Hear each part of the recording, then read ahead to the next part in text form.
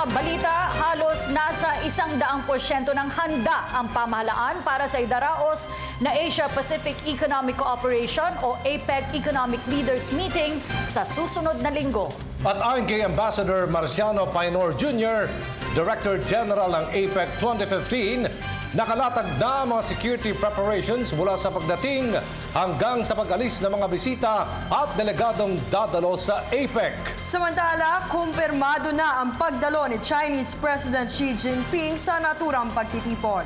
Si Rocky Ignacio nag-uulat live. Maraming salamat. Filipino hospitality ang ibibida ng Pilipinas sa nalalapit na APEC Summit. Tiniyak rin ng pamahalaan na magagamit ng tama ang inilaang pondo para dito.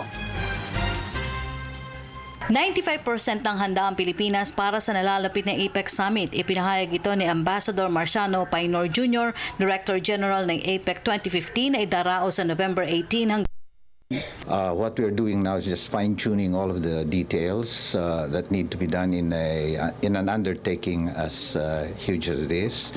We are prepared to receive 20 economic leaders from the various members of APEC, plus one head of state of another country, well, specifically Colombia, who will be attending a meeting with the leaders. Inahasaan na ang pagdalo ng mga leaders kabilang na sina US President Barack Obama at Chinese President Xi Jinping. Darating sa bansa ang leader ng China sa harap ng mainit na usapin ng CRAO. Wala pang opisyal kung may pulong ang Pangulo at leader ng China, pero may 11 bilateral meeting na nakalinya ang Pangulo. As far as the others who are coming are concerned, they're all coming.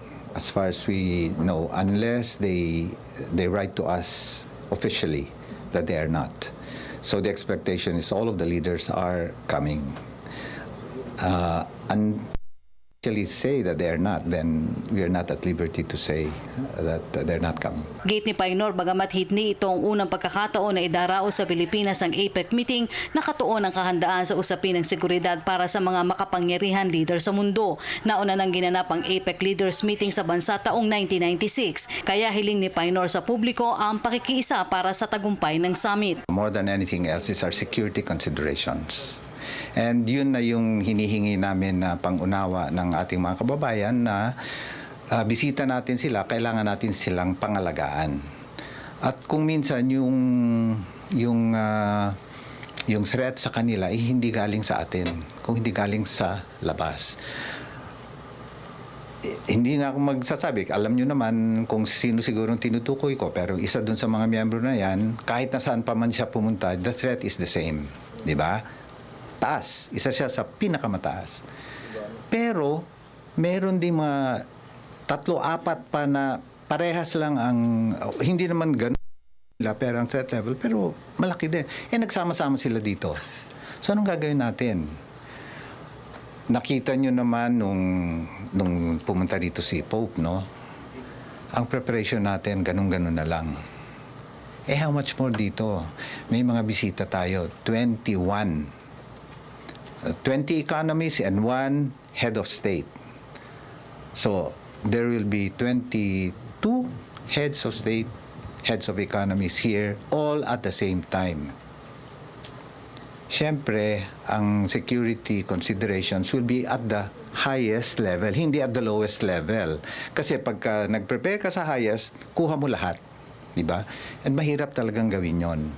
So, yun ho yung sinasabi namin na hinihingi namin yung pangunawa ng mga kababayan natin. Hindi rin anya issue ang report ng bullet scam sa gaganaping pandaigdigang pulong. No. It is a very local issue. Kasi tayo lang yata yung economy na we use bullets as amulets. And this is in fact a reality. Ano? Sa atin, normal lang yun eh. Nagiging issue na lang ngayon siguro because of security concerns. Pero that is not an issue. Tayo lang yun. I think it's a local local concern. Kasunod nito ay giniit na rin ni Painor ang biyaya na matatanggap ng bansa bilang host ng APEC. 10 bilyong pisong pondo ang inilaan sa pulong para sa buong taon. Paliwanag nito may benepisyo ito dahil na rin sa pagdating ng mga delegado para sa mga paunang ministerial meetings na nagbabayad ng kanilang mga hotel sa iba't ibang tourist destination na pinagdarausan ng pulong. Isang buong taon yan. Isang buong taon na ginastos natin para yung pag-host natin proper. So, pagpunta nila ngayon sa leaders meeting, ang expectations namin dyan, mga 7,000 foreign delegates. Mga 7. Pero ang total na hinost natin from December 8 hanggang siguro kulang mga 25 or so, plus or minus. So, lahat yan, nagbayad ng hotel, nagbumili ng souvenirs, etc. Nakakalimutan natin yun. Di ba? At magkano ginastos natin? Yung pag-host natin sa mga ministro nila. Pati yung senior official nila, sila yung mismo nagbabayad. So, di ba? Pag tayo nagpunta, nag-attend din ng meeting sa kanila, ganun din. So, reciprocal lahat yan. So, in effect, yung sinasabi nating ginastos, nagpunta rin sa ekonomiya natin. Parang nag-pump prime lang tayo, di ba? Filipino hospitality anya ang ipakikita ng Pilipinas sa mga bisita. Pagtiyak pa nito, nagagamit sa tama ang bawat sentimo na inilaan sa pandaigdigang pulong. That is what we have, from the beginning till the end, emphasized to the delegates who are coming here. We are a young, vibrant, intelligent, most of all, hospitable people. Yung pag-uulat mula dito sa Malacanang sa tulong ng RTVM, ako po si Rocky Ignacio para sa Telebisyon. Maraming salamat, Rocky Ignacio.